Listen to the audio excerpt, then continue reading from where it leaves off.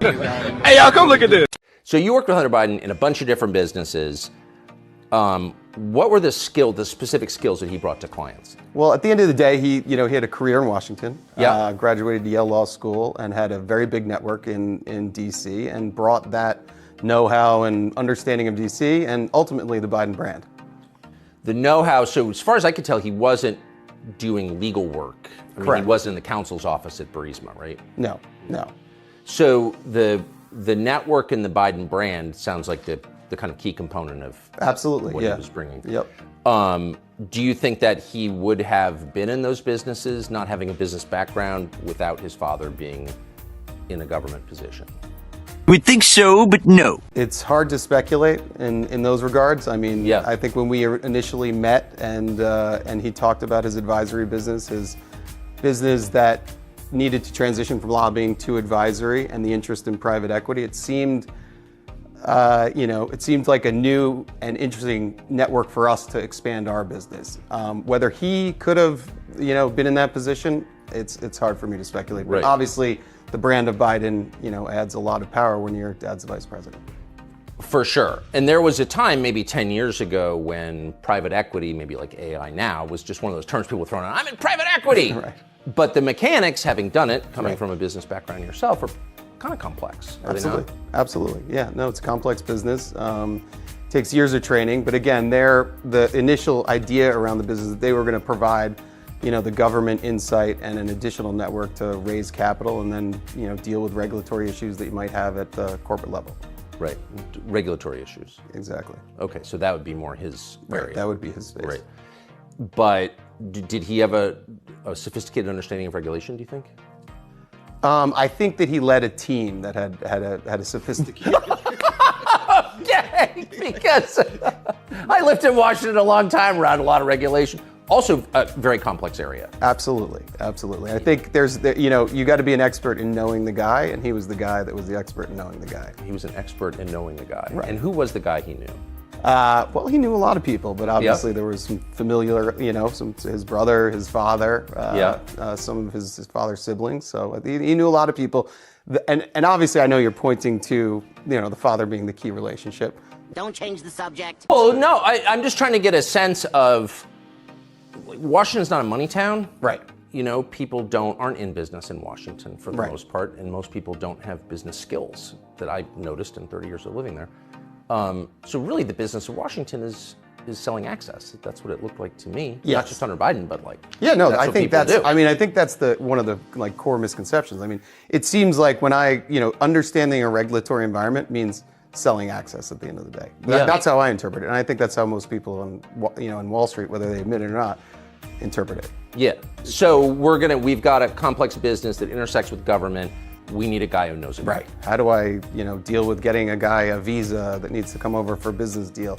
Right. Call our lobbyist that knows the guy in DHS or used to work in DHS or, in Customs and Border Patrol or the people at the embassy and state. They might be able to help. So there are very tactical elements that are regulatory and compliance and governance that you have to go through, and you got to know the guy that worked at the old agency that now has the lobbying firm that can go back to the agency and get things put to the front of the line. So the reason I'm asking this is because it's not to give the Bidens a pass, hardly, but when people say, well, there's some question about whether Hunter was trading on his father's name, if you live in Washington, that's the whole city right there. Right. I think you know the answer to that. At the end of the day, so he had the best advantage to do that because of where he was. And, we thought that when we went into business, this was a great opportunity for us. So I get it. And you're not the only one who did that. Right. There were a lot of Hunter businesses. Biden's not the only son of a famous government official who's done this, right? At all. But I just wonder, when you hear people say, well, it's kind of an open question. Right. About why they hired Hunter Biden, that's pretty disingenuous, no? Right. I think at the end of it, so when you look at there are people that maybe were, sons or relatives or brother-in-laws of other high-ranking officials, but I think what we ran into and with what Hunter ran into was almost like an Icarus issue. So, Oh my God. It was too close to the sun. It was too good to be true, and the connections were too close and the scrutiny too much. Yes. And it ended up destroying, it left a wake of a lot of destruction in businesses over a number of years. So how many, it's been reported and you have said that there were occasions when Joe Biden would call in with clients present on a speakerphone. Right. How many times do you think that happened?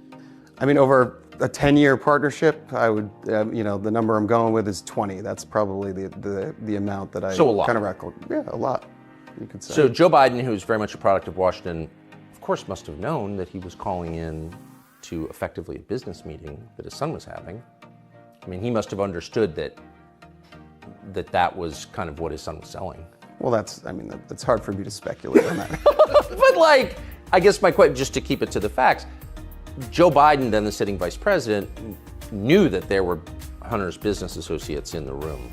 Yeah, I think I can definitively say at particular dinners or meetings, he knew there were business associates, and or if I was there, I was a business associate too. So I think, or if any of the other colleagues from the DC office or the New York office were there. So yeah, at times there were. From the to be completely clear on the calls, I don't know if it was an orchestrated call in or not. It certainly was powerful though, because if you're sitting with a foreign business person and you hear the vice president's voice, that's prize enough. I mean, that's pretty impactful stuff for anyone.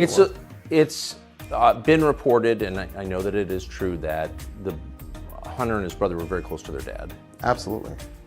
Which I think is great. Yep. I've got a lot of kids. I'm very close to them, talk to them every day. Yeah. Never called them on speaker during a business meeting. That's weird. You've got a lot of kids. You're close to them. Do you call them on speaker during business meetings?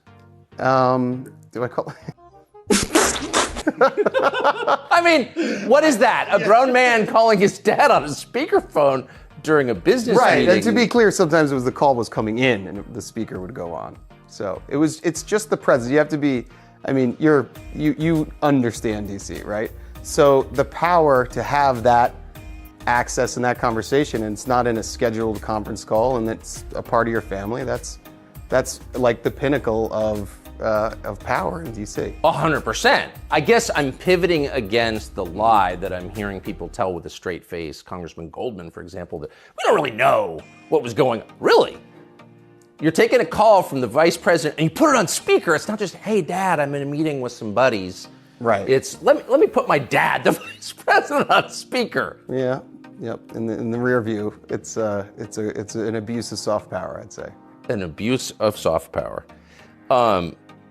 Interesting. When did you meet Joe Biden? Joe Biden, I met the first time probably at the 2000 convention. I think it was in LA, and then Boston was 2004. So those two times I probably shook hands as they made kind of the power circles around the. You've been to them through the skyboxes, and then following that, really when our partnership started in 2008, 2009-ish, conversation started. That's when I re-met Hunter and actually had a sit down and meal with him, and talked about the transition from lobbying into strategic advisory, and then kind of some type of coalescence around having a private equity fund that would have this unique access and understanding of a regulatory environment in DC. Again, Got it. to be clear. How many times do you think you met Joe Biden during the course of your relationship with Hunter? How many times? I should have this off the top of my head since I've been asked so many times. Probably same thing, 20. So I got one last question for you, and we'll do a much longer interview and get the entire story. But we found this letter, kind of amazing. It's from January 20th, 2011, which I think puts you in your late 30s, mid to late 30s. Right. Okay, so you're a younger man. This is from the Vice President of the United States, Joe Biden, to you personally, and it's personalized here at the bottom. Devin Archer, Rosemont Seneca Partners, that was your partnership with Hunter Biden in Georgetown. Dear Devin, I apologize for not getting a chance to talk to you at the luncheon yesterday.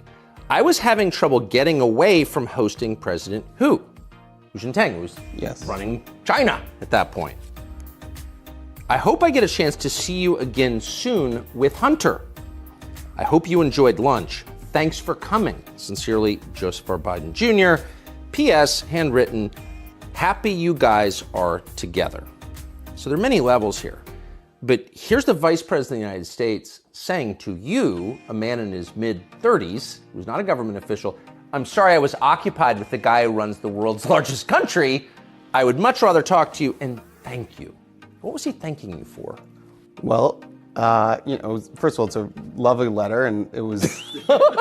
It's quite enthusiastic. It's a little weird, though, right? Yeah, well, it was kind of the beginning of our partnership, and he was thanking me and thanking Hunter, I think, at the end of the day, for bringing this idea of this government regulatory strategic advisory business into the private equity world. And I think he was excited about the prospects for Hunter, and he was just thanking me. I think it was a nice gesture. It was a nice, for sure. For sure. Very polite. It gets a 10 on the etiquette scale, but he's a vice president of the United States, Right. and he's talking about foreign business deals with you and thanking you for Right. that. I think, again, it goes back to my earlier point I think I hit the jackpot in finding the regulatory environment or company that can navigate right to the top. But, obviously, as time was told, being a little bit too close to the sun ends up burning you. For sure. And it did you, and Absolutely. you suffered greatly for it. And this is not a criticism of you. I would think as a business guy, you use every advantage. These are not business guys. This is the vice president of the United States. He's Right. not allowed to be working on businesses with foreign governments while he's vice president. I don't think. Not that I know of. But here he is. Right. Amazing. We'll be back. Devin Archer, thank you. Hey, that's pretty good.